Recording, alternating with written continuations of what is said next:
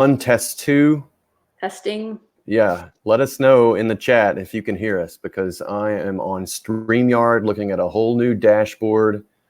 It says I'm live. Okay. Okay.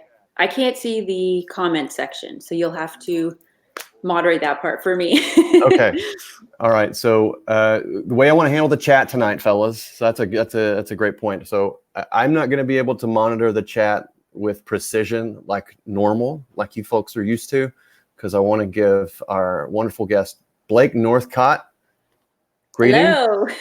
Thank you for having me. Hello. Yes. Greetings from yes. Canada. Yes. Toronto, near Toronto, Canada. Yes, that's where I am. Yeah, the gal that makes me look like a fake geek girl. Oh, whatever. So how are you this evening? I am doing great. I'm actually a little bit tired because this weekend was busy. I had the opportunity to go to our biggest pretty much comic convention in Toronto. So I was doing that, and you always forget just how much goes into it. It's exciting to be there. It takes a lot of planning and organizing, and then it's kind of overwhelming too when you meet all the people you're there to mingle with, and the industry professionals and everything. It's just overwhelming, but so much fun. I saw you met a young indie comic artist who was starting to get some fame at Fortune. I did. Tom something or other. Yeah, Todd, I don't know. Some guys. He's a indie guy. It's funny because can I give you the little story behind it? Yeah, I want to know. Everybody wants to know. So I went there to sign with Aspen because in January, February, and March of this past year, I had done a series called Aspen Visions. So I was there to sign with them, and their booth happens to be right across the aisle, maybe only, I'd say like 15, 20 feet from where Todd was signing. So the background too is that Peter Steigerwald is an incredible colorist in the industry, and he had just finished doing this totally gorgeous cover with J. Scott Campbell. So I think you've seen it. It's just amazing. I put it up on my page anyway, but it has this gorgeous image of Spawn with this crazy stained glass window right behind him. And the stained glass is just shooting forward. There's all these colors coming out. It's gorgeous. So he had just worked with Todd on this project, right? So so I was there and I was like, okay, Peter, I've never met Todd McFarlane before. Please, can you introduce me? And the crazy thing is people had lined up, I think it's something for like 6 hours to see him. So because he's Canadian and he's like considered Canadian royalty in comics, for us, he is, there's nothing pretty much that can top him because, he's Canadian. He's just doing it all. And he's such a gentleman. I couldn't believe like his work ethic. He was sitting there at the booth, just signing for everyone. I think they said he was there almost the entire time and never left, just meeting every single person he could. He was such a gentleman, so sweet. So anyway, I ended up getting to meet him when he was in the middle from going from his signing to his panel. And it was really funny because there's this elderly gentleman standing next to me, and people were moving around, and I was like, oh, watch out, I don't want to bump into you. And on his sleeve, it said his name was Bob. And then I was looking at it, I was like, oh my gosh, it says his name is Bob McFarlane. This is Todd's dad that I'm literally like rubbing elbows with, right? And he was the sweetest like man ever. He was telling me stories about his son and when he's growing up, and he's just in awe of it all, even though, he's been in the industry for how many years. So I thought that was amazing that he flew his dad in so they could, reminisce there together. But yeah, that was pretty cool. Yeah. Very cool. So what do you think about, so he's Canadian royalty, and he's had this amazing, definitely. So he's had 2 acts. I like to think of things, everything's in story structure to me. And so he's had 2 acts. Book Maestro, from, Spider-Man to Spawn, and then successful businessman toy manufacturer. What is Act 3 for Todd? It seems like Todd is getting ready for Act 3, in my opinion. It does. Like there's heat behind him wherever he goes, and people love him, and he's engaging again publicly with the internet and with people and conventions. What do you think his third act will be? It's so hard to tell. Like, this man has such an incredible work ethic. You know, everyone in the business talks about that, how he is so driven and focused, and there's an energy like about him. When you meet him, it's like you can just feel it like vibrating off him, that he's got ideas and he's got stuff on the go and he wants to meet everybody, and there's so much like life force there. I really do feel like whatever he sets his mind to, he will make happen. So be it, you know, maybe it's a new movie. I thought I heard something, I want to say like last year or the year before, about a movie coming out. I thought it was like Jamie Foxx was attached to it. I don't know if I'm just like, you know, mixing up my kind of like social media, what I read, but I thought I heard that. Did anyone else hear that? I don't know. Maybe I was like, the chat's reminding me. It's a Spawn movie reboot. Yeah, and you're right. It's they're all Are on they it. saying you're not losing your mind? Okay, so I thought that was going to happen, but I mean, he's incredible. Yeah, and I remember the buzz about that, and you know, it's kind of one of those things you can't, you don't know if you can really ever count on it. Like, there's a lot of talk about things like that, and then they don't materialize. But they just peter out, and then you're not sure. Making stuff is really hard, as we all find out. So. That's true. Speaking of making stuff, okay, first of all, I got interrupted on my initial thought. So on the chats, just call me out if you want to ask Blake a specific question, and I will filter through them. I'm going to give her as much of my attention as I can, so I'm not going to monitor your chats dutifully like I usually do. Obviously, I won't miss a super chat. I think I'm in StreamYard though, and not on YouTube. So. But we'll figure it out. But yeah, I will open the floor up to the audience. I'm sure you guys are A-team. I call YouTube my A-team audience. Definitely. They are smarter, savvier, more sophisticated than everyone on Twitter. So I pay them gratuitous compliments all the time. That's so sweet. Yes, I do. Everybody wants to know about your recent Kickstarter, Everglade Angels, which is now on Indiegogo. Right. So speaking of great creators in second acts, what is Everglade Angels? Okay, so I am so excited about this project. So it's something that it was co-created by Scott Lobdell and myself.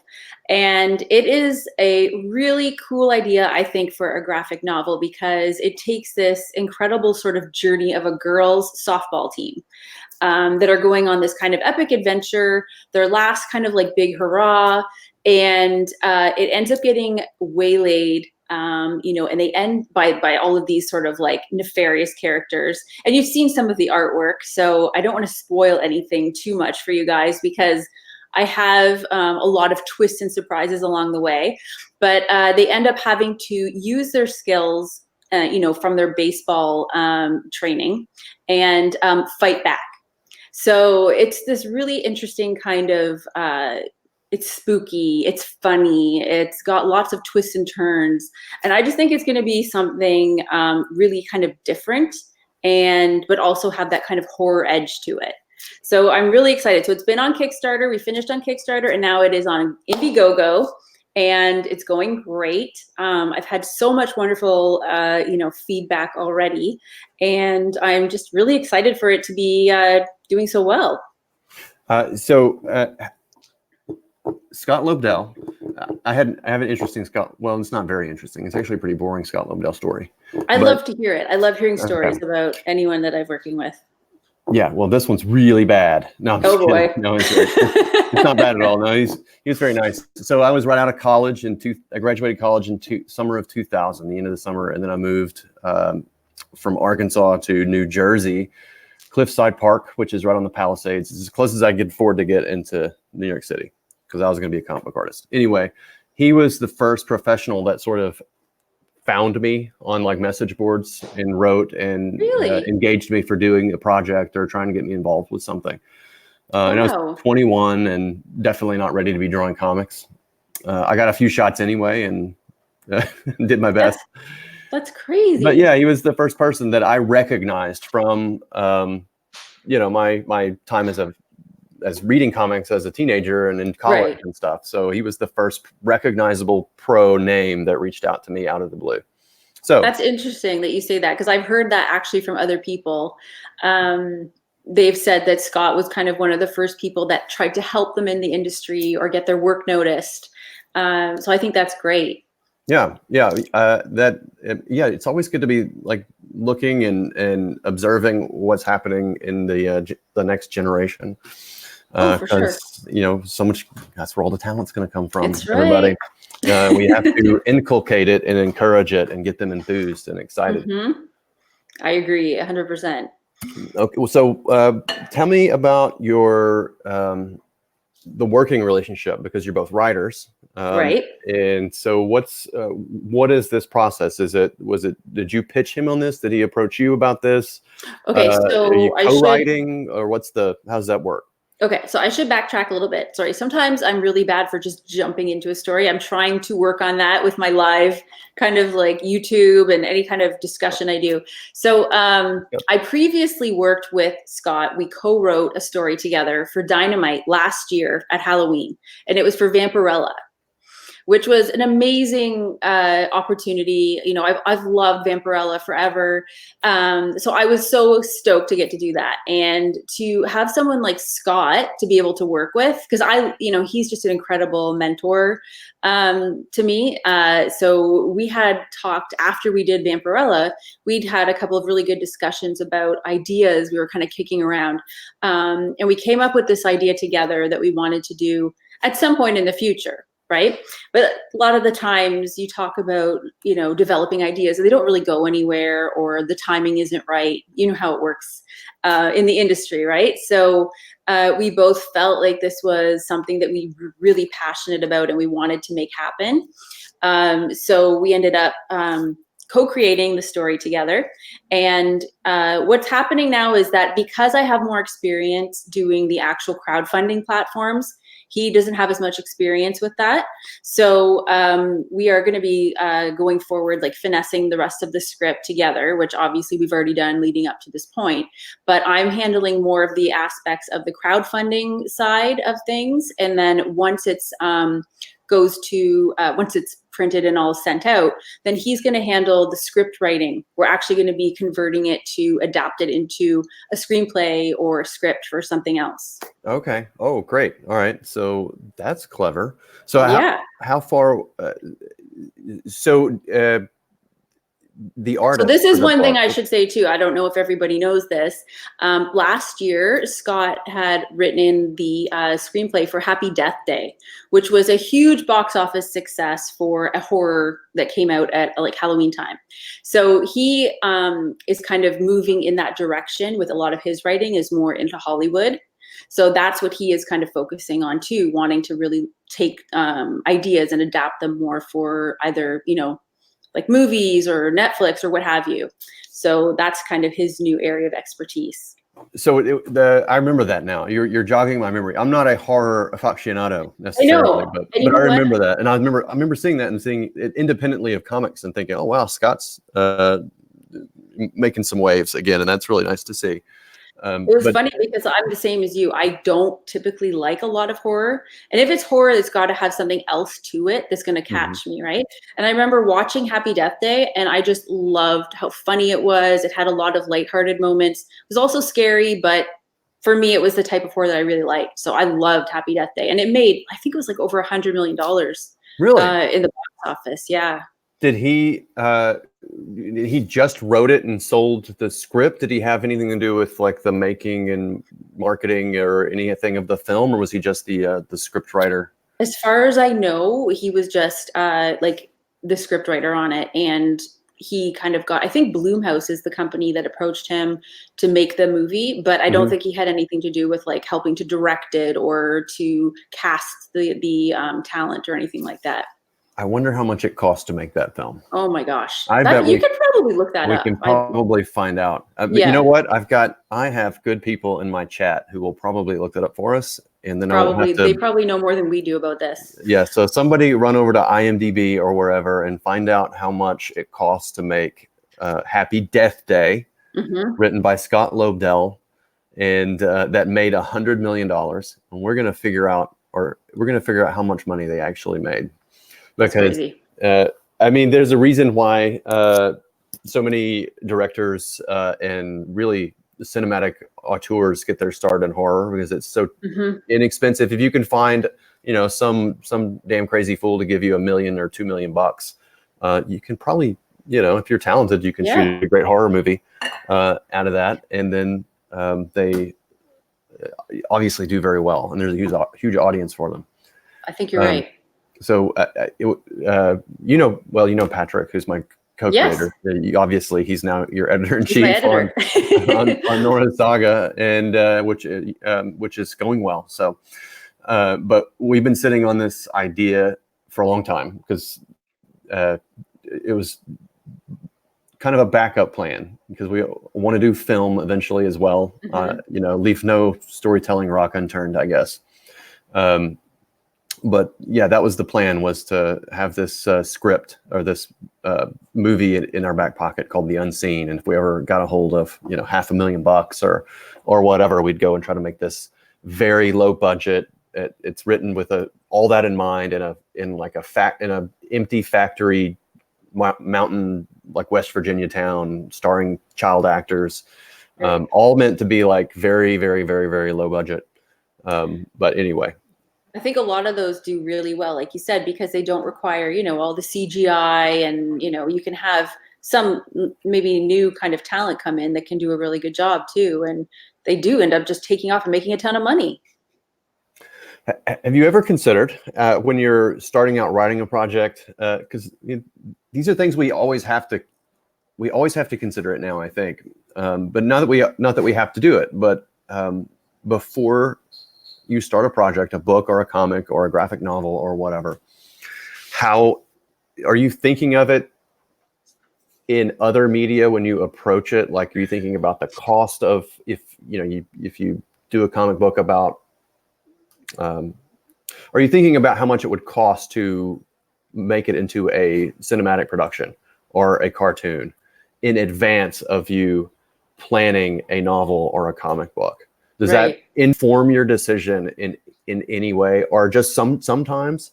I know there's some like pushback, or there's debate, I guess, right?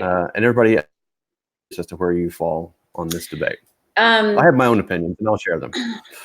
Yeah, I think it's a difficult thing to kind of quantify, but I think each project is unique. I'll say that. Now, and then the second thing I want to say is definitely, like, when I'm writing my novels, like let's say with Arena Mode, that was a very physical kind of book where I had a lot of different characters and kind of this universe where I knew there was going to be some element of futuristic dystopian kind of setting. And those are typically high budget. You need to be able to use CGI for that, right? Mm-hmm. So when I was writing Arena Mode, I kind of had that feeling. It was a very cinematic ideas that we're processing when I was writing it. But I wasn't thinking, okay, this is the way it will look in the movie. I was just in that universe, and that's the kind of universe I was creating in. This is probably the first ever this graphic novel I'm doing that's with Scott right now is probably the first one ever where, when we started the project, we also had in mind the idea of being able to translate it directly to film after. So a lot of the ideas are very in our minds, cinematic when we're discussing how we want it laid out or the way it's going to look. And even the idea, I think, of the horror genre, of knowing the type of characters we wanted, everything to do with it was, also kind of using for both genres. We were thinking for the graphic novel, and then also later in terms of it being something more. But most of my novels, I don't think that way when I'm creating. Yeah. Well, probably always a good way to be. I think I definitely have seen some comic book projects that you could tell that it was specifically done for that, and it doesn't always pass my smell test. Yeah, but they can come off not as being very authentic too, right? Yes. Yeah. Well, you're taking something where you have. I mean, there's a difference between being restrained intentionally and then being just pulling back where you really don't have to in a comic book. So anyway, beside the point. So everybody go, I think there's been some links thrown in the chat. I want to get Everglade Angels up. We're sitting on 102 backers on her Indiegogo campaign. This is just on the Indiegogo. Now, how successful Kickstarter campaign? Is that over? Yeah, the Kickstarter is finished and we got funded, which is amazing. So now going into the Indiegogo, I love that I'm already going into it with the extras that we've already raised from the Kickstarter. So there'll be stickers for everybody who orders a physical package. And also the extra backstory is already going to be included. And I'm hoping, so now we have, we're going to have Jay Lee do a variant for us, which is crazy. Like I never thought this was going to actually happen. So I'm like pinching myself this is happening. But yeah, we have Jay Lee who's currently doing, a variant that we're going to have. Hopefully in the next week we'll be announcing that. So yeah, so it's going really great. Like, oh, sorry, you asked how much. So I believe it was see, all of my numbers come in as Canadian dollars, and I think it was 41,000. Backers are what's important. Backers. So the number of backers, I think that is the key number, because that's always the one to look at. It's not the dollar amount, although that makes a difference. But if you can count on your 1,000 people to always show up, then you have an audience. I feel so lucky because so many people who backed my previous Kickstarter campaigns, they've been so vocal and so supportive of anything I do. They're always like, Blake, let us know when the next thing is coming out. We can't wait. And I just feel so lucky to have so many supportive people around me. And the excitement, I am so excited about the project, and it gets me even more hyped when other people are as well. So it's super exciting that way. And I'm going to share the screen of the campaign while we're on it. Okay. So that people can know they're in the right place when they. If you type in, I think it's evergladeangels.com, it should link directly to the Indiegogo as well. There we go. And yeah, so 102 backers, and we're going to get that needle to move, I think, tonight some. So, woo! Exciting. All right. It's funny to see it on your side because I see the US dollars here. So I'm used to seeing the other way with the Canadian. Nice. Well, we won't get into Canadian US dollar parity conversations. We'll save that. We'll save the currency exchange talk for another. That's boring. Yeah, that we'll need 3 hours really to get into the details of it. And I just don't, this isn't the night for that. No. Tomorrow. Okay, so you played a trick on everybody in advance of this campaign. Yeah. And I was convinced. You had me fooled. Really? Yes, at least at first. That you had pulled a picture of yourself from the 1990s of you reading some comic books. No, that is actually my daughter. I know, and you have so you have gone into a genetic laboratory and cloned yourself.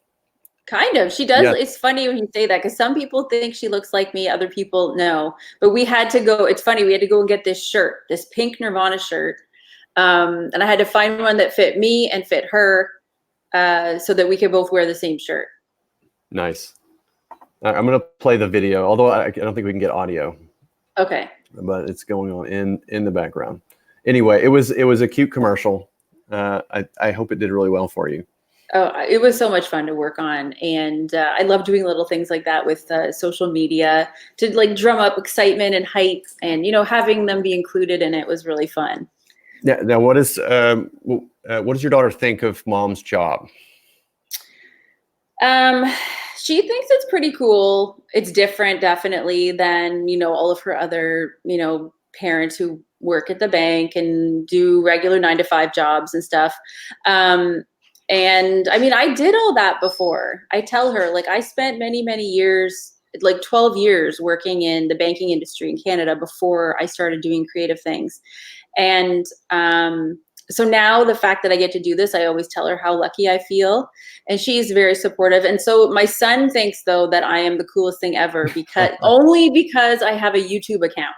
Oh. Because he's like, you're gonna get, all these like awards, Mom, and I'm like, I don't have hardly any followers, or I have some subscribers, but he's comparing me to like Ninja and like, all of these gaming guys that he watches, and it's pretty funny. Yeah, I hear YouTube is really hip with all the kiddos. Very hip, very hip. And that's why we're here struggling to find an audience for these comic books. Well, that's really sweet. All right, let me get out of full screen here. Everybody, give me 1 second. This is all.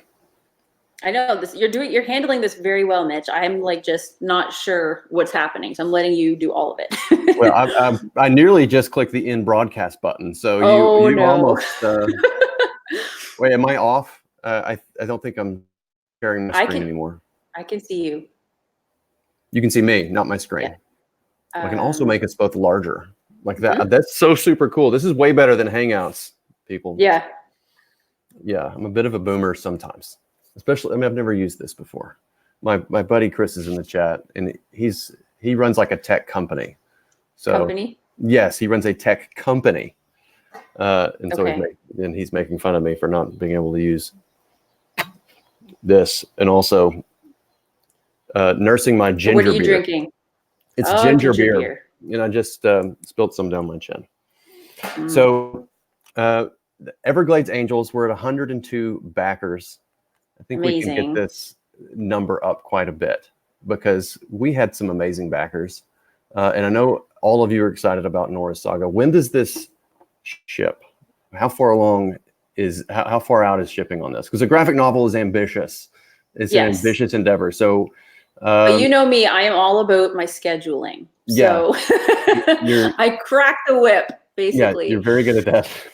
I have a lot going on this year that I want to accomplish. So I made sure, like, we really wanted to get it out for in the month of October, if we can possibly. Might be the first week of November, but I'm really hoping it's in October. Just because that's a great month for anything spooky and Halloween, everything. It's just perfect for that graphic kind of horror genre to come out. And we are working with Rock Upchurch, who is a very talented artist, and he's doing a great job keeping up with the pace of what we need it to be. Oh, great. Okay, so he's how many pages is this? So this will be 48 pages, plus we're having the extra backstory. The backstory is already completed as well. So I'm really excited to have that come out with it. And we're going to have a whole bunch of like extras in the back, hopefully we'll kind of curate a little kind of like fan section like I used to do when I worked with Mark Miller. I was in charge of kind of curating his editorials in the back. So I love that, where I can kind of take questions from, fans and give like little glimpses into how it all came together and pictures and stuff like that to make it more of a kind of a collector's edition. Very nice. I wish I had originally done 48. That was my plan. And then it went up to 60, and then we just added 4 more pages. Oh my goodness. To make it all work story-wise. Yes. So everybody will be happy, and it'll be very, very good. But 48 pages is a wise course of action. Well, we know, because like I'm working on Nora's Saga also, which we need to talk about. Okay. And also I have I'm going to have my second North Valley Grimoire book coming out later in the year. So I have to make sure I get all of these things accomplished.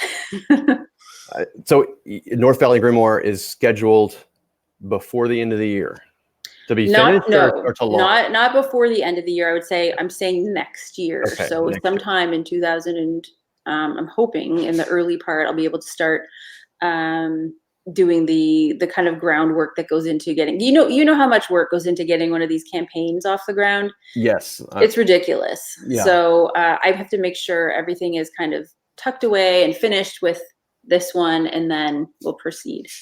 Okay. And before you run the campaign, do you have your novels in draft form, or are they fully finished? Or it's hard to decide you're totally done before you run a campaign. And then if you have a couple months, you want to noodle on it. And like, we just added 4 pages. So, but it makes the product better. So, but how about you? Are you disciplined? Are you finishing your novels before you go to campaign? Okay, so I've done 5 Kickstarter projects now, and I think I have kind of done everything and in between. So my first couple of books, I wasn't completely finished the manuscript when I ran the campaign, and then after I felt incredibly stressed and pressured to get it out. And I felt like when I did North Valley Grimoire the last time, I really took my time, and I actually took maybe too long. It took me almost 3 years to decide that I was going to switch to a new genre, because I'd never written anything before like that. Investigate the world, do all the research, do all the writing, and I did probably about 4 or 5 drafts of that first novel. And I also went through deciding that I wasn't going to work with a publishing house. I was going to do it myself. So it took me almost 3 years to finish that book. So that was a long time. So when I ran that Kickstarter last year, I was ready to go because it was all done. And I felt like there was this huge relief off of me. I could just really enjoy the process of the crowdfunding and not feel pressured to, have to come up with anything after or make it like super. I knew it was already my best work, that I had put everything into it. And literally it was like, this has to work. Yeah. Basically, this is it for me, and I was so thrilled with, I couldn't believe how well it did.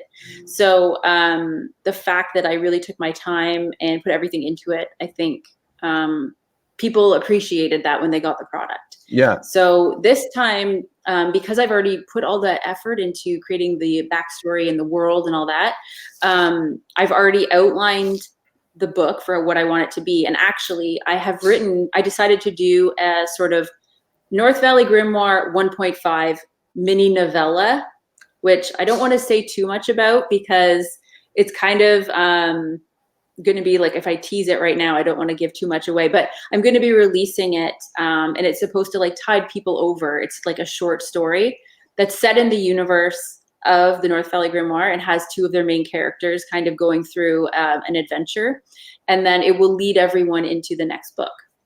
Oh, exciting. Okay. Yeah. Well, I definitely feel you on what it's like to try to establish some worlds. And you got to build that track before you go. And we're definitely, that's been a year of that for us. So yeah. And you've been part of that. So you're helping us lay the groundwork for Nora's Saga. Right. Let's switch tracks and talk about this because it's so exciting. Because I was debating because it's our company, and I want to focus on moving your Indiegogo book. So I was a little hesitant to dive too deep into Nora's Saga, but if you're comfortable with it, then I certainly am, because I love talking about it and how it came to be and how we met you, which happened to be through North Valley Grimoire. Because that's right. That's right. Yeah, we were. In fact, let me go back and tell you a little about tell everyone how Nora's Saga came into being. Good idea. And then how you came into the picture, and then I'll let you kind of tell about your experience from there. Good idea. So everybody here basically knows what we're doing. We have a publishing company called Allegiance Arts and Entertainment, or you can just call it Allegiance.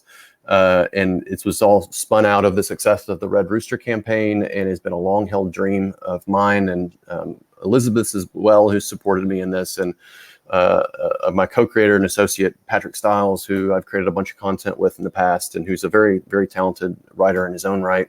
And I think he's turning out to be a really good editor. I hope you agree. Very good. So he is very thorough, but he's very good. He's very good. He's very detail oriented and logic based, but it's a yin and yang. Mm-hmm. So I pursued these opportunities to build this company, and we basically had this opportunity to create at least 4 titles and run them for a few issues, and basically from scratch. We had done this work on this book called The Futurist, and had a very detailed world and set of characters fleshed out. So we had a lot of ground there and had a big head start on that. I had, just scratched out, pun intended, the Red Rooster in the months prior. But then we were tasked with bringing to life 2 other projects. One of them was called Bass Reeves, which is a true story of one of the West's most unsung heroes, an escaped slave turned Arkansas U.S. Marshal. Well, no, it wouldn't be Arkansas U.S. Marshal. Right. Anyway, historic figure, most arrests in history, I think, to this day. And anyway, I'll talk more about that later. And then there was this fourth slot. And there was some internal debate that you might not know about as to what we were going to do with this slot. And we have other books and other ideas that we want to explore. And we've talked to you about some of them.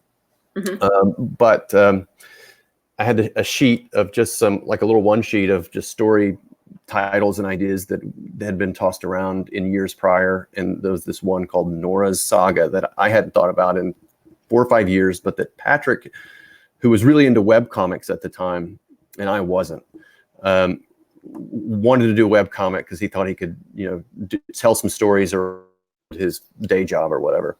And he's an artist as well. So, and he pitched this idea about a girl named Nora who had a traumatic brain injury and was experiencing her regular high school life or everyday life through the lens of a complete Norse fantasy. And it was meant to be funny. And looking back on it, it was like a one strip gag kind of thing that you could redo over and over and over again. Looking back on it, it actually sounds kind of cruel and unusual and not very funny, to be honest. And I don't know if it would have worked. Maybe it would have. I don't know. Maybe he definitely had a vision for it to work. But then I started thinking about it through the lens of an episodic, comic book series, minus the repeating trauma, but where a girl gets transported into another, a world out of time, or I don't know what you call these kinds of transportive stories. I don't know what you call them. I think there's probably a name for it, but of that mechanic, Wizard of Oz, Connecticut Yankee and King Arthur's Court, that kind of thing. And so taking that concept and putting it in that world, and then getting had Kelsey doing some sketches, and also had Matthew Weldon, who did, we hired to do some sketches too that you saw. Right. Didn't work out with his schedule, but I need to share those with everybody because they were great too. Yeah, they were fantastic. And then Kelsey stepped up and it worked with his schedule, and he's doing an absolutely beautiful job. And we sat on it for a little while, and we were thinking about how we pull it all together, because we never basically do this from scratch. And I can't remember how it came into being. It was probably Elizabeth's idea. Right. So, anytime it's in doubt, it was always Elizabeth's idea. You can't go wrong. Yes. And I listened to her good advice. But I remember we were just chatting about it, and then your name came up, and then immediately I was like, well, we just need to check out this North Valley Grimoire book, which is being very well reviewed on Amazon. Right. Which is really great. So very good. And I remember you guys had retweeted that you were listening to the audiobook while you were working. And I was like, oh my gosh, that's amazing. Because I hadn't had hardly any feedback yet on the audiobook. And when you said that, I was so happy that you were listening to it and you enjoyed it. And Elizabeth is amazing, and she's so sweet. And she sent me some wonderful kind of feedback on it. And I was really so pleasantly surprised to hear that you guys enjoyed it. Yeah, the reading was excellent. Yeah, the I forget the lady's name. Linnea Sage is the girl, the woman, I guess, that I hired. She did the voice for Avengers, Marvel's Avengers Academy, which is like I think it's a video game. So she has experience doing voice work and all of that. So she was the one who did the audiobook for me. She was excellent. And I remember exactly where I was when I was listening to this, because it must have been probably towards it must have been early February. I think so, yeah. Like sometime in February. And we had taken a drive out west of Little Rock, and we were walking in a park, and I had picked up the audiobook just hours before, and I just popped it in. And I remember the first few paragraphs and thinking very clearly, like, this is well-written work. Like, this is good work. And this woman has talent. And I could tell you were thinking about, you were doing you were setting things up very interestingly. All the characters, like within the first few sentences, you got a sense of who they were, their point of view. It was all very clear, and like you grabbed my attention right away. And then we obviously enjoyed the rest of the book. But I pretty much knew, like right at that moment, that there was some heat here. And then you're thinking, this could cross over into Norse Saga. That is exactly. It was almost like it kind of. My life for the last year and a half is like everything working out right when it's supposed to, and not a moment too soon, and not a moment too late either. It's one of those kind of moments. Like we had to fill that spot, and it was go time, and then we just knew right away after listening to that book, and then we reached out to you really shortly thereafter, and it's great. And you can take it from there, because that's when you came into the picture.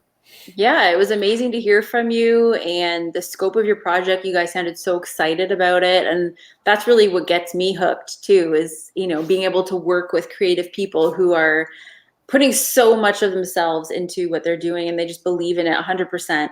And I could tell that you and Elizabeth were like that right away. And that got me really, very interested right from the get-go.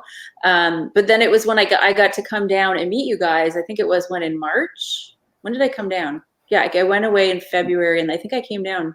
Yeah, it was March. It was like, because it was early spring, because the trees were starting to bud out. Right. So we had a great creative meeting, and you guys were all so welcoming and wonderful. And I got to meet Kelsey, and he's hilarious. And we had a really good, I think everyone, and Patrick, I just really connected with him as well. So I think there was a great vibe and energy. And we had some great meetings, and I just came back really very excited to be able to work on this project with you guys. Well, you came super prepared. So yeah, I think I kind of scared everybody with my level of No, it was really great, and so you came with the just to spill some. I mean, just give people a sense of what it was like. So we picked you up and having a nice time, and then the first evening I think was just kind of orientation, and we just went out to eat. Right? I can't remember where. Oh, lots of Mexican food was so good. That's right. That's right. We do have good Mexican food here. Oh, they have the best food. I think I gained like 10 pounds that week. It was so good. Yeah, you have to learn discipline if it's around you all the time. So, and then the next day we were gonna, the next morning we started, focusing on the project, and then you whip out this. I can't remember how thick it was, but it was the whole thing, like thought through based on essentially what I had pitched you. Now this thing was, I had taken essentially Patrick's baby. Like the stories are kind of like they're like little babies, and I had taken it and said, "Here's what we're doing with it. I'm starting a company, and I'm taking this story this idea you created, I'm turning it into this, and then I'm going to hire this gal Blake Northcott to come and write the crap. She's going to write it, and you haven't read her book yet, but I believe in her 100%." Oh God! For him, it was like. Yeah, it was. I think he is way cool with it now. Yeah. But he had to trust me, and it was like sometimes I get a mad hare, and I'm just ask people to come along on a wild ride.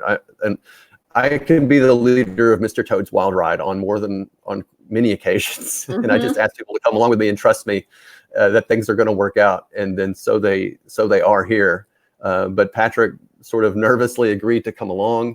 By the time you had come down, obviously he had read your book and knew we were headed in the right direction. But as far as the story goes, we were pretty open-ended. We didn't want to. We just wanted to do this transportive fantasy about a girl that leaves her home and ends up in this fantasy Norse world, and then has to use her talent and skill and new friends to make her way back.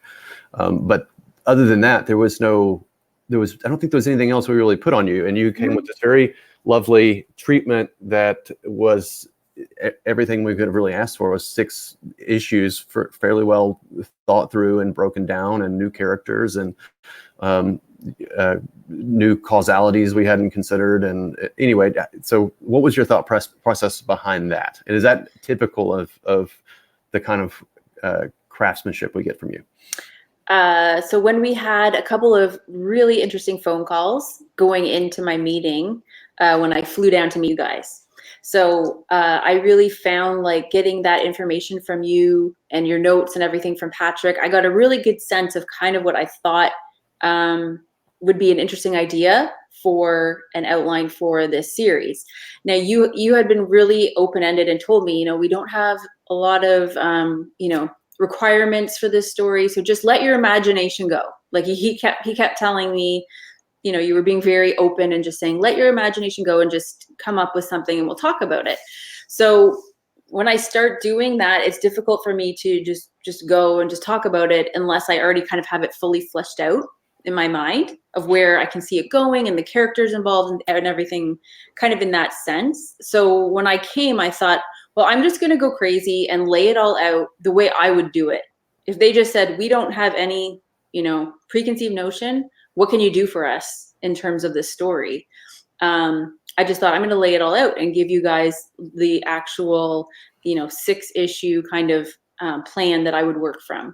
So I was a little nervous going down because I didn't know, you'd had other creators there, I know, for different workshops to discuss your outlines. And I remember you saying something like, well, last week or the week before we had someone else come down and it was a different feeling and we went into it with a different vibe. And I wasn't sure if that was like a good thing or not for me, because I know I can kind of be a control freak. So I was like, well, okay, guys, here's my idea. And I just lay it out and I wanted to see what you guys thought about it. And the response was wonderful. And it's been a wonderful, environment to work with you. And Patrick is a great editor.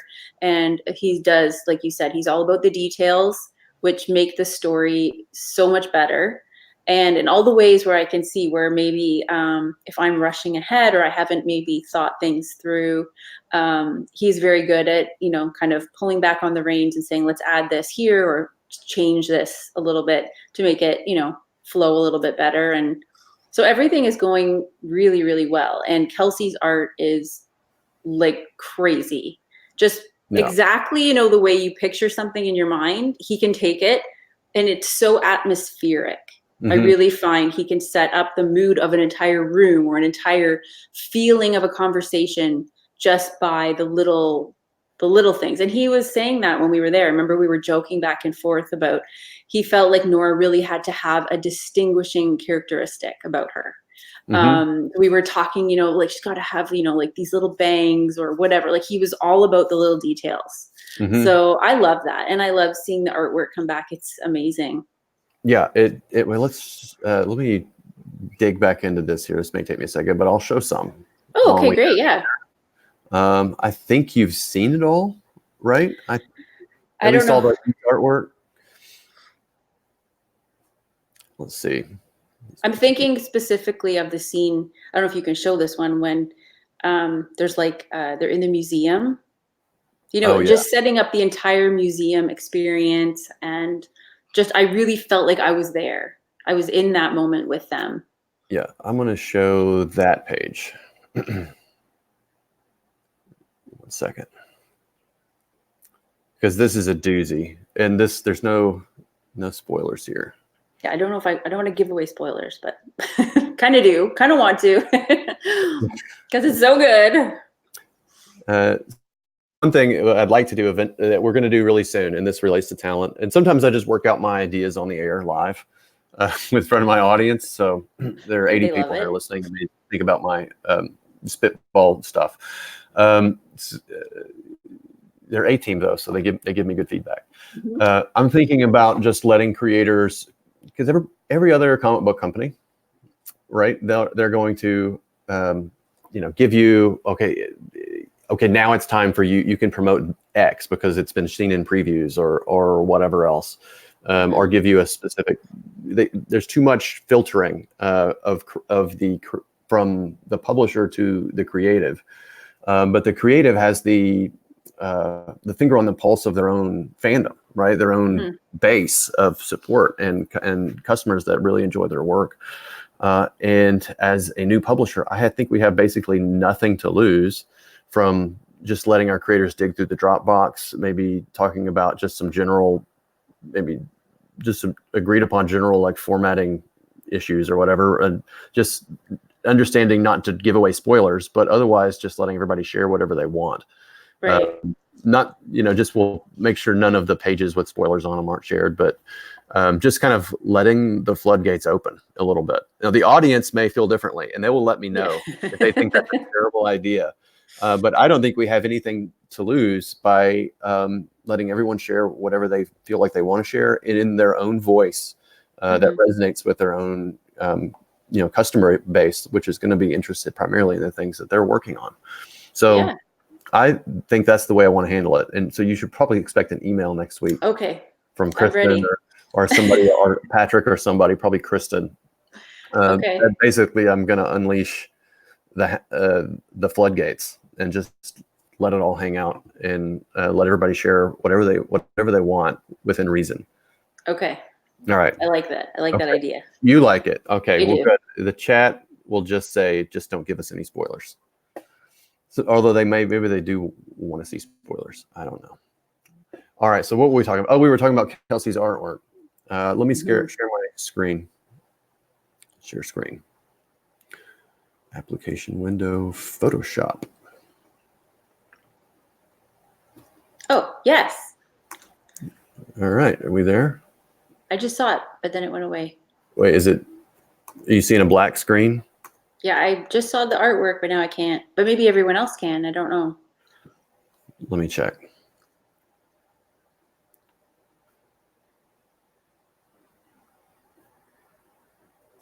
Oh, okay. No, it's not showing. Okay. Okay. Can you see it now? Yeah. All right. Can you see the Photoshop palettes, or is it just the page that shows up? Just the page for me. Okay. All right. No, that's what's going on. It's for me. All my palettes are showing up, and anytime I switched it, it disappeared. Anyway, there it is. That's the double page splash in the museum. Oh, I love it. Yeah. It looks great in color as well, of course. Although we are the coloring is still coming together. We're still working the bugs out. It looks incredible. And I mean, I don't want to give away too many spoilers, but you can tell, obviously, it's like they have this beautiful mural like on the wall with this painting you're looking at. And why don't you tell us a little bit about, like, without spoiling anything, what's going on in this sequence and why it's important to be part of the setup of the story without spoiling anything? Can you do that, or is that putting you on the spot too much? I mean, I think you can get a sense I'm not going to say too much because I'll give it away, but I think you could get a sense here from just the image here of the family where the mother and father are kissing. The daughter is like, putting her finger down her mouth, like, oh my God, I'm so embarrassed. And then you combine with, obviously, I love that, obviously, here they're in Canada. He's included my Canadian flag up there with the Vikings. So they're in this kind of setting where they're learning about what's to come, right? This is the foreshadow event. I don't want to say too much, but just the way that Kelsey has set this up with, like, it's just so, for me, atmospheric, exactly what I was imagining. And it's beautiful. I love it. The hieroglyphics on the wall, everything, all the little touches. There's so much. And this is like one of the things we wanted to do with all these books is have, and this as a writer, and like you said, to craft the North Valley Grimoire took you so many months and months and months of building these worlds, but like setups are so critical. And if you do them right, you can sense a good story coming, in my opinion. And then by the time you get to the end of it, you have to go back and reread all the setups because that's where all the little secrets were dropped, right? Right. So I think what's going on in the story here, but also the way Kelsey brought it all to life in such a nuanced way, I think people are this is going to be one of these pages that people are going to come back to and look at the details on, and realize that there was a lot of thought put into what the whole before it was put into the detail, and that it was so well communicated between writer and editor, editor and publisher, and writer and artist and editorial, that I people are going to see a comic book. Hopefully it's comic book magic, right? That's the goal. At the end of it. But I think it is. So I think there's something really special here, and I love how Kelsey just brings it all together. I mean, look at this, folks. The storytelling here, the panel where they're kissing, where it breaks the panel borders. That just ties. It's like the ribbon or the bow that ties it all in together. Yeah. A very, very good storyteller. Anyway, all right. So Kelsey's probably listening, and he's embarrassed. He's probably embarrassed. Yeah. No, he wants to be famous. Yeah. Real. He's probably like, I'm so glad they showed this scene, because I remember he was writing to me and he was like, I'm just trying to get this perfect. Like, I want it. He kept saying, you know, I have it in my mind and I really want to get it perfect, and I'm having a hard time, and I want it to be exactly the way I want it to be. And I know he spent a long time doing it. So I'm really glad that everyone was just so thrilled. And I'm sure he is like ecstatic with how it turned out. Yes, it's right now we're still we're just in the crush of it. So it's like I think everyone's looking for the moment where they can step back and see a finished product and hold it in their hands. But it's all getting there. Yeah, he is proud of the work, and he should be. Oh, he should be, for sure. And he's happy with the story. So as you know, we were all, I think you probably noticed this, we were in Vicksburg, Mississippi for a few days with, it was me and Patrick and Kelsey. We weren't trying to blast it out too much, but we ended up talking about it anyway. We were having a good time. Anyway, but Kelsey just, he's a story guy. And he's just been looking for something that he could really sink his teeth into for quite a long time. And he's definitely into this. And he really loves what you're doing. I don't know if I know he's expressed that in his own words to you, but he definitely gushes over it. Oh, that's good to hear. No, we go back and forth a couple of times about stuff, and he's incredible. I'm so happy with all of the things that I've seen from him. So I think it is going to be comic book magic. I think so. All right. So now everybody knows the story of Nora's Saga. Well, at least the backstory. You don't know the story yet. No. There'll be much more to tell there soon. All right. So let's check on Everglades Angels. I have a hard time saying that, and I don't know why. The alliteration. Yeah. Everglade Angels. I tried to make it a little bit of an alliteration, which is difficult to remember, but it's difficult if you're me. Everybody else probably is just fine. All right, I think I lost the link here. Let me pull it back up. I'm trying to not touch anything else on my computer in case I click off the wrong button by accident. Oh, we'll get you back on. Indiegogo.com. I did lose it.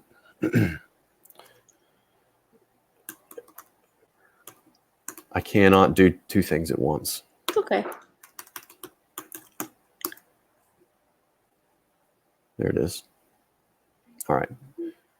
103. So we had one person who decided they couldn't take any more of this interview, and they left and said, well, I'll go buy the comic book though, or the graphic novel. Great. So everyone else is just waiting on this riveting interview to end.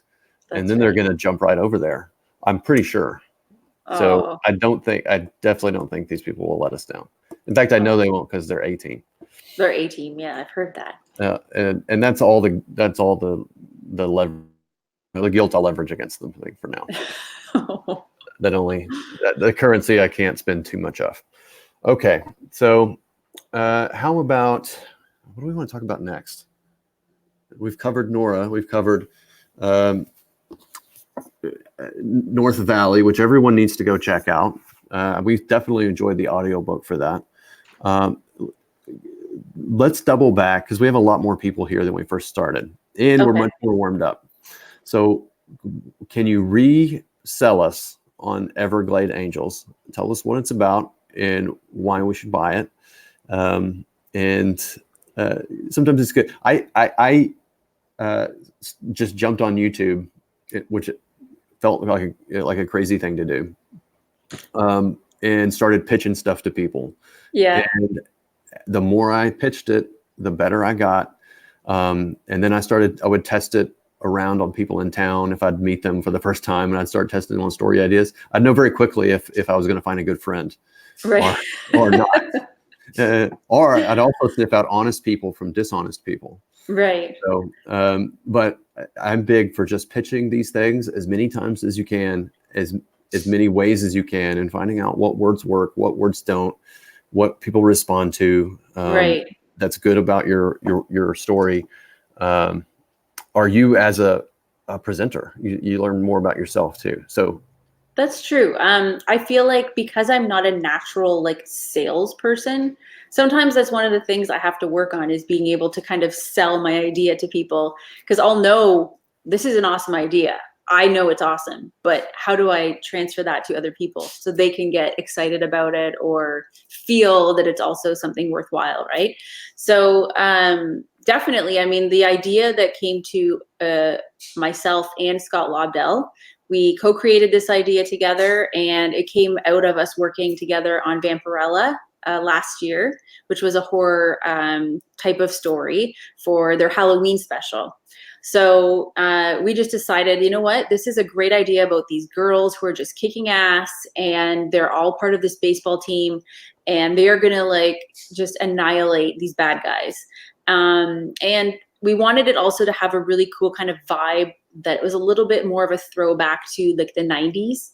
I just love that kind of time period. I found that a lot of my favorite movies were from that era, and Scott also felt like he loved that time frame. So we tried to kind of give it that vibe of, you know, being set somewhere in the 90s. So the girls are just hilarious and fierce, and they are so full of energy, and they go on this adventure, and they end up getting kind of ambushed by a group of I can't say too much because I don't want to give away all the surprises in the story, but they end up getting ambushed and have to fight back and use all of their skills that they've learned from baseball, which I love, because that's the one sport that I am probably the most that I feel the most that I watched growing up was baseball with my dad. So I love that they're on this baseball team and they're just kicking ass. And it's also got some great moments of some hilarious dialogue.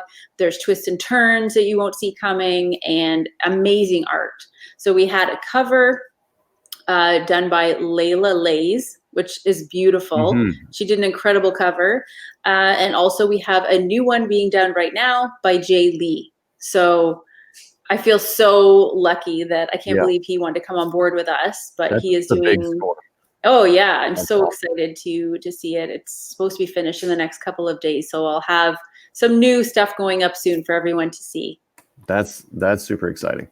So is this a bus breaks, like an out of town team's bus breaks down in Florida kind of story, or can you give us a taste of what the setup is without spoiling anything? Okay, so yes, you want to think something like they're going through the Everglades, right? So it's going to be somewhere where there is not a lot of technology around them, and it's going to be set in kind of like the backwater area, spooky, really spooky, and there's going to be, see, it's hard for me to discuss without giving, I don't want to give away what happens, but they end up meeting a group of people they have to fight back against. Okay. And there's just so much that goes on there. The twists and turns are I promise it's not gonna be anything you see coming.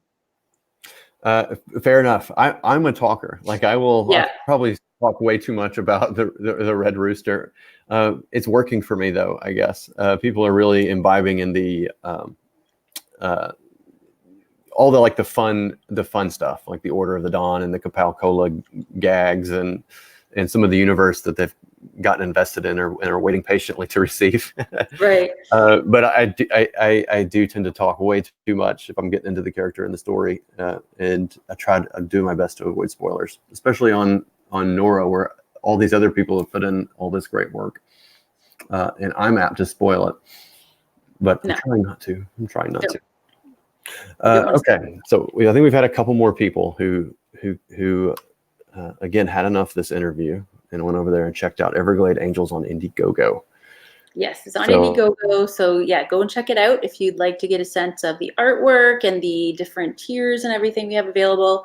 And because it was originally a Kickstarter, which was funded, there's going to be extra goodies like stickers with every ship package, and we're going to have the extra backstory included, and also there'll be a print from Jay Lee. Is all this stuff also included in the Kickstarter, or are these slightly different packages? Well, the packages are pretty much the same as when we had the Kickstarter. The only thing that'll be different is when we go forward, I'm hoping that I'm able to offer this variant cover from Jay Lee in the next, I think maybe in the next week or so. But other than that, it's going to be the same type of packages that you could get with the Kickstarter. Okay. We had actually a couple of people I'm just scrolling through the chat here looking for their questions. Somebody was asking about this specifically and wanted to know more about it. So there you go, Spirit's Car. You have learned all about I feel bad I can't see these messages to me, but yeah, if there's any questions or anything, just let me know. Yeah, so tag me in the chat, and that'll let me know. I can only scroll back so far, I think. So if you had a question way earlier in the conversation, you'll have to repeat it. But now's a good time to do that so that we can get through all those. A Man in Lunacy says, would you be willing to go on John Malin's stream? Well, I can't answer that for you. So would resolve a great Canadian-Michigan feud. Is there a Canadian-Michigan feud? Is there? I'm not sure. I didn't know about that. I think Michigans just don't like to be sat on. Oh. Yeah. Or they don't like anybody above them. Okay. I guess. Well, I was kind of thinking about going on the Jack show. I was thinking about that because Kelsey was kind of talking to me about that, saying, "Can we get you on?" So I might do that. I don't know. I'm just not like as easy to do this, I guess, as you are. You're so good at it. Well, thank you. I don't know what I'm doing really. I just I don't know. I don't know why I'm here. I don't want to be an e-celebrity. I just have these books I'm really passionate about and these stories I'm really passionate about, and no one else is going to sell them but me.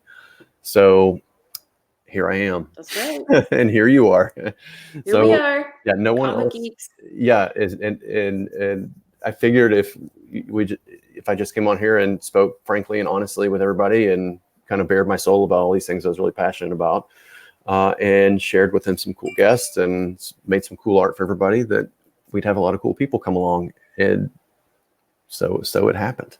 So it does, yes.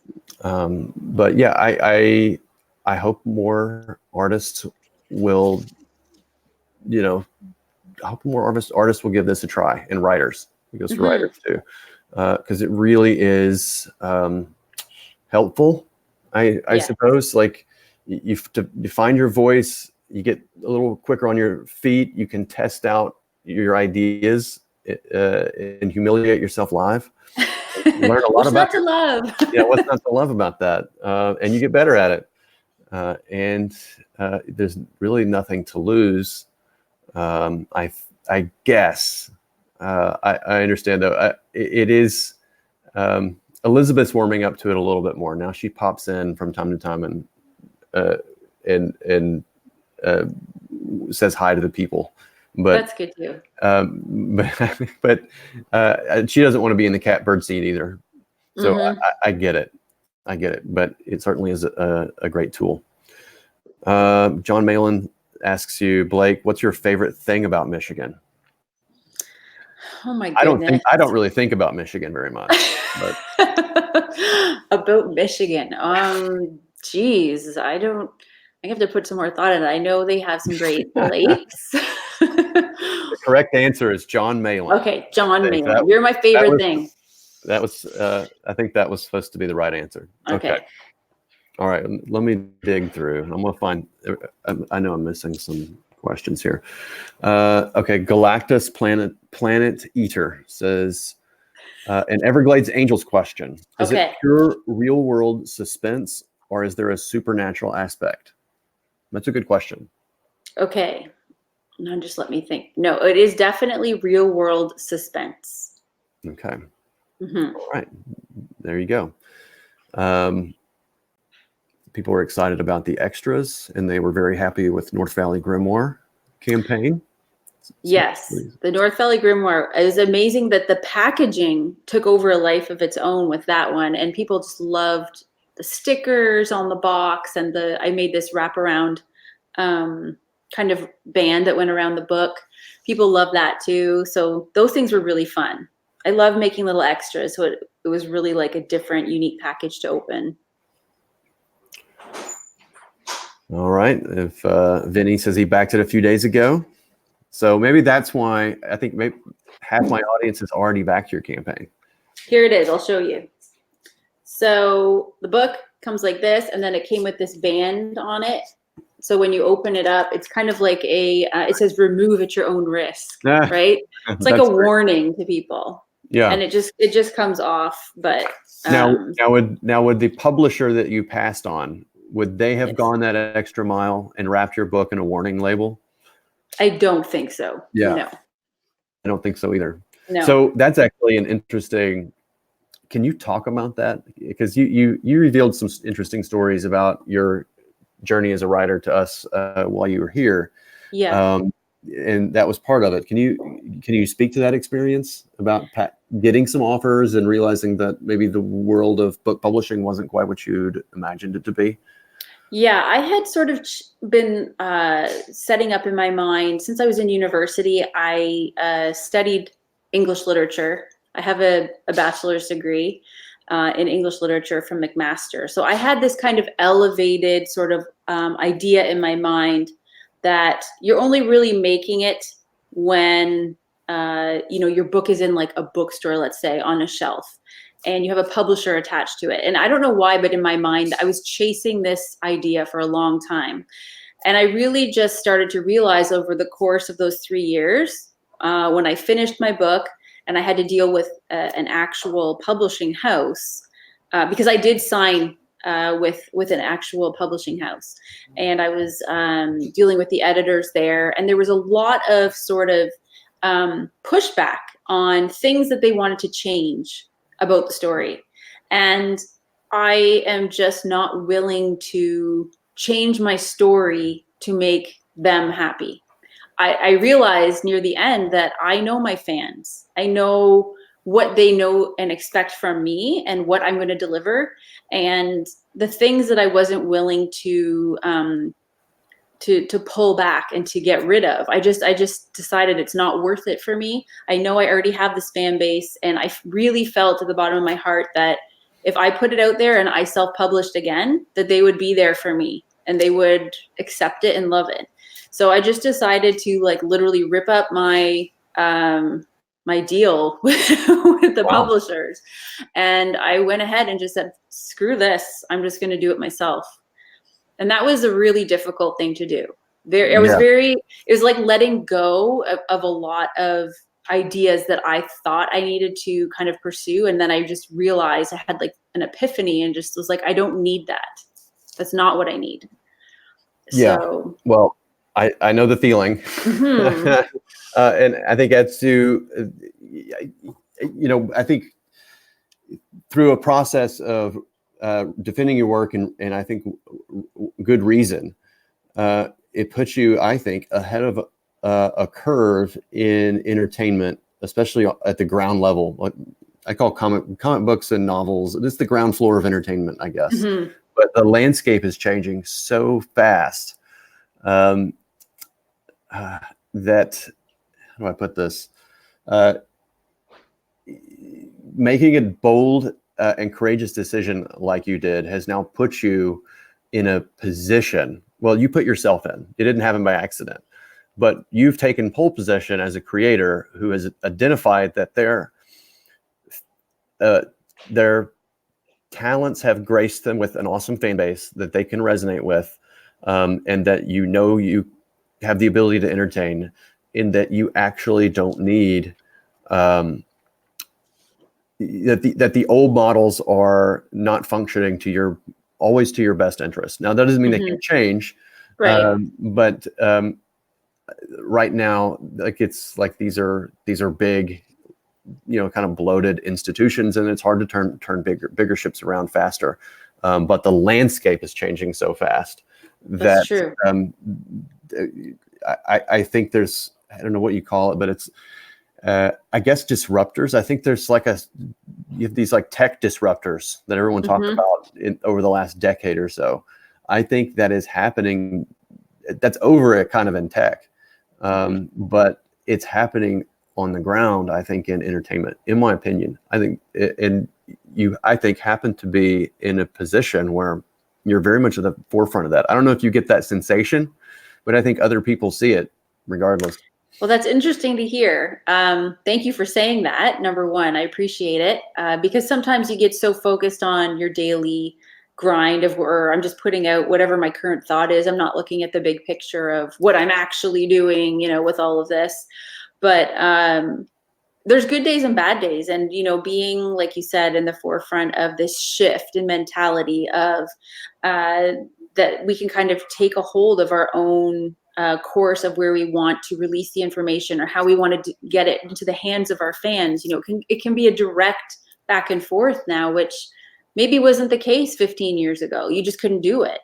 The fact that we're able to do that now, and you can't really spend your life, I guess, just being afraid of the what ifs and, who I've got to please these people and, I have to please this publisher so that it's acceptable to them. And I just thought, this is crazy. Like, I'm not going to just create something just for someone else.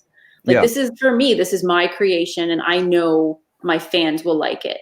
Yeah. So, when I think back to kind of all of the concessions they wanted me to make in order to publish it, I'm just like, that was crazy.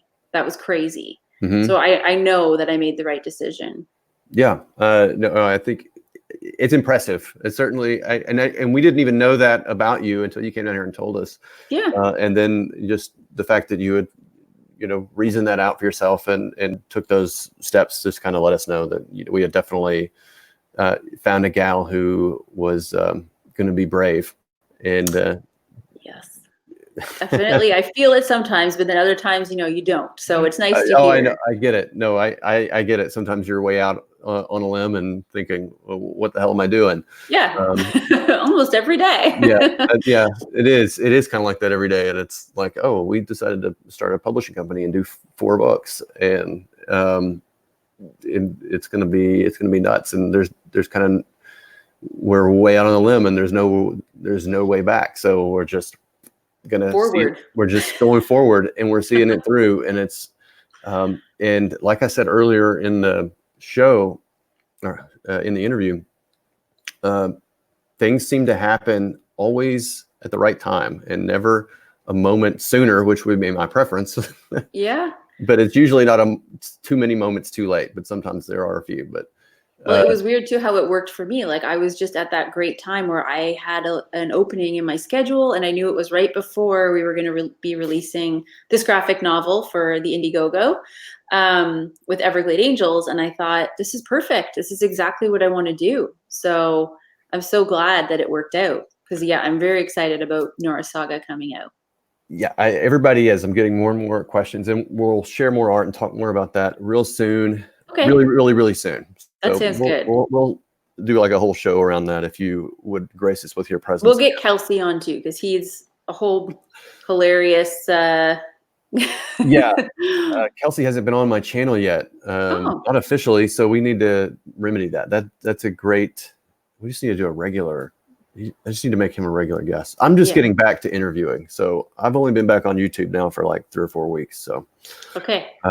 I was getting really good at the interviews, if I do say so myself. Oh, so I think you're doing great. I want to make that more of a part of what we're doing here and I think the chat is going to be super engaged with like both the stories and your personal stories, but the stories of the books and also the process of how this is all put together.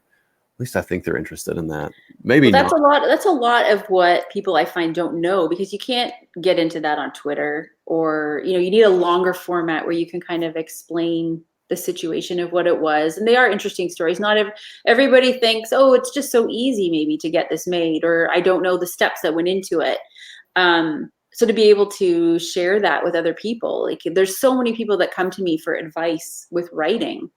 And everyone's journey is just so different. So the only thing I can do sometimes is just tell them what I've been through and how crazy it's been, and say, like, your journey will be different, but it will definitely be crazy. And it'll be crazy. Yes. If it's not crazy, you're definitely doing something wrong. Yeah. Make it crazier. So, up the crazy. Yeah. If your journey is normal and sane through writing or art or entertainment, then I don't know. You're not in comic books. Yeah. All right. So John Whalen asks, who is your comic book artist? So that's worth touching on again. Who's drawing this? Well, but we talked about Kelsey is drawing Nora's Saga. Kelsey. Right. So you should sub to Kelsey's channel. He's got videos of him doing that.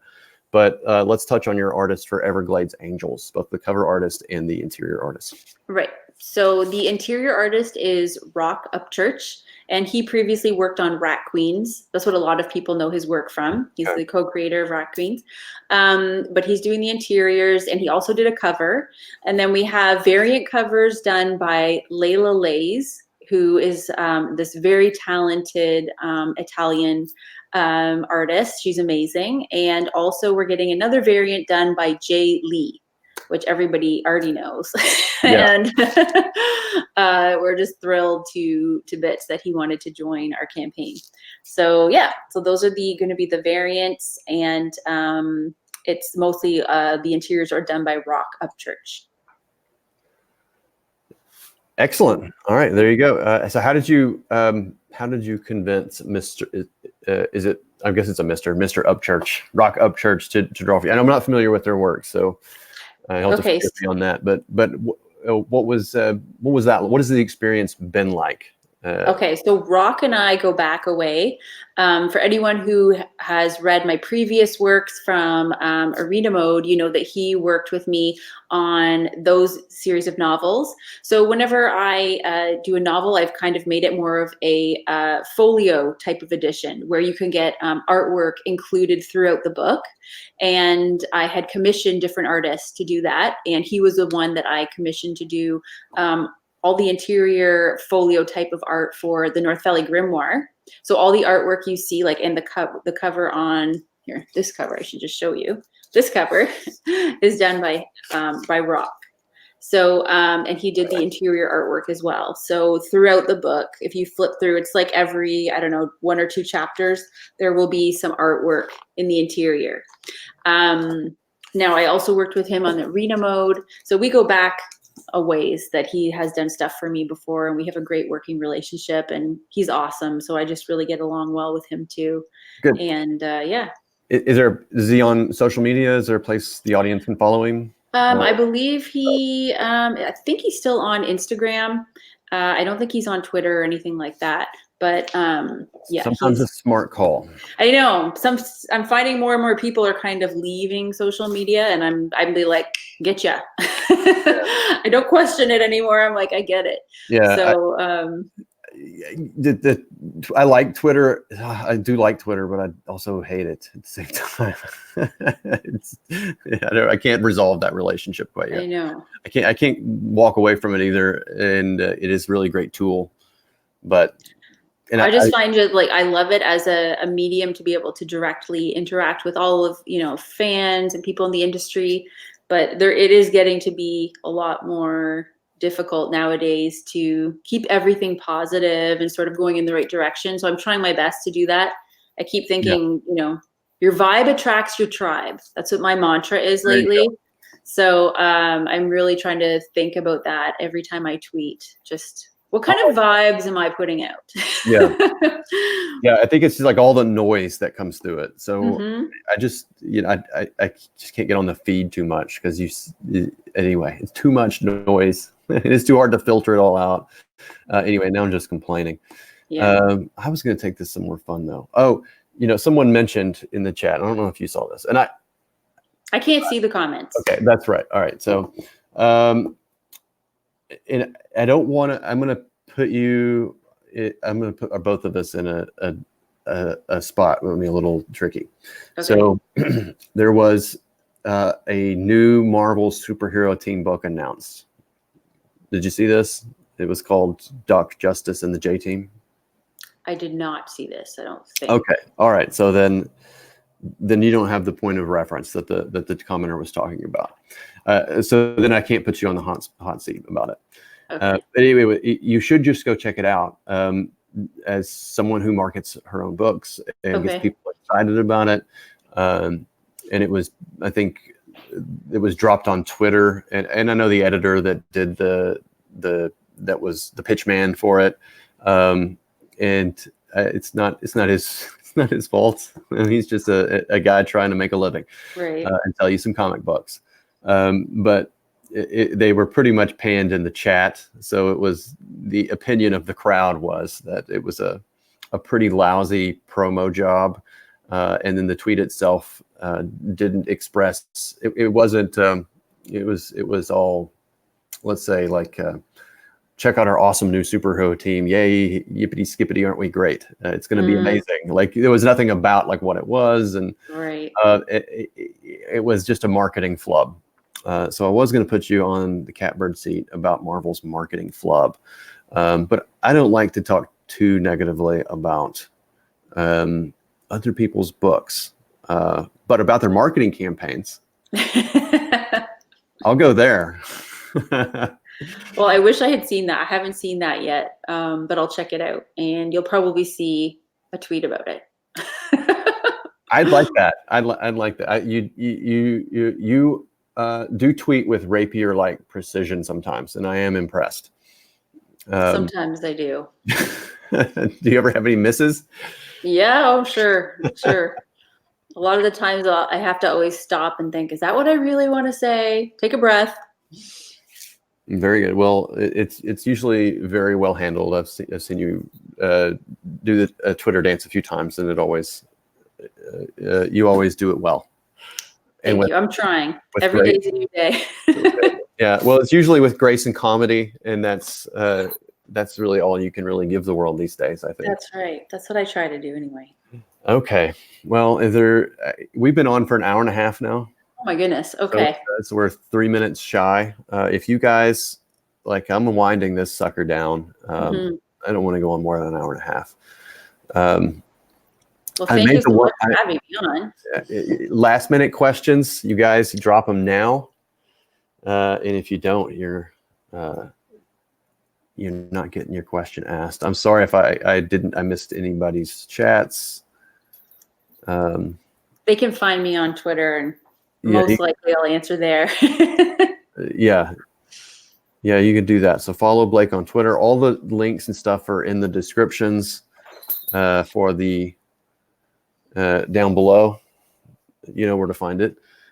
Make sure you like it, because it was fun. I hope you had a blast. Oh, I had a great time. I hope everybody learned something. I think everybody's been very excited about this. I've been talking about it for a little while. Oh, good. And everybody's very excited about Nora Saga, and I know we're going to get a lot more questions, and we're going to have to follow up and talk more about that and get Kelsey on. Yes. He's always the life of the party, unless he falls asleep. It's been known to happen. So I've seen it happen. Yeah, that's right. You were there. Oh my gosh, I've seen it. And we were talking.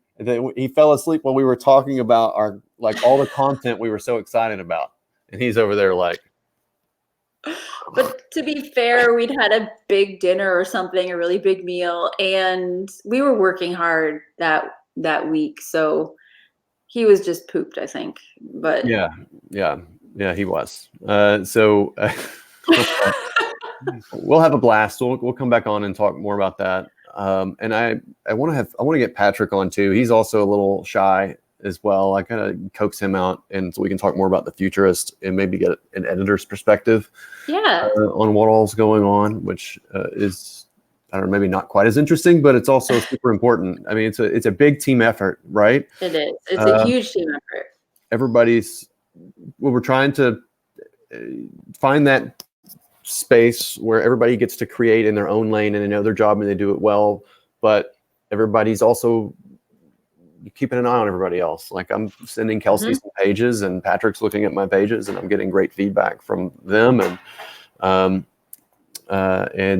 this, everybody's taking a look. Not everybody, but Patrick and I are bouncing ideas on the scripts back and forth, and just all the creators are sort of leaning on each other where they need to, and it's been an amazing few months working with everyone and with you, and I'm looking forward to many more months of it. So me too, and hopefully years. So we'll I think it looks promising. That's great to hear. Okay, well, I'm going to end the stream. You can stick around in the green room if you like, and that's it, everybody. Thank you for tuning in. Sub to Blake's channel, follow her on Twitter. Check out Everglades Angels and get excited about Nora's Saga. All right, we'll see you guys soon. Bye-bye. Thank you, guys.